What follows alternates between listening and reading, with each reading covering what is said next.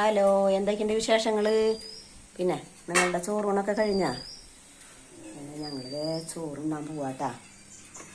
പിന്നെ നിങ്ങൾക്ക് എന്തൊക്കെയാണെന്ന് കറി? ചോറ്,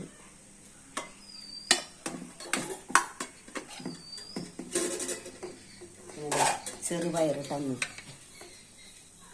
ചെറുപയർ കറിയ.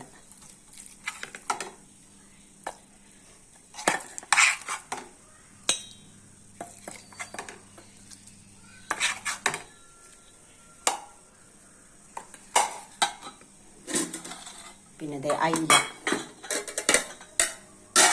മുളകിട്ടതിട്ടാ.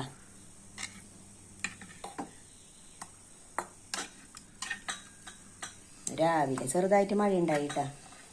ഇപ്പം നല്ല വെയിലാ, നല്ല ചൂടാ.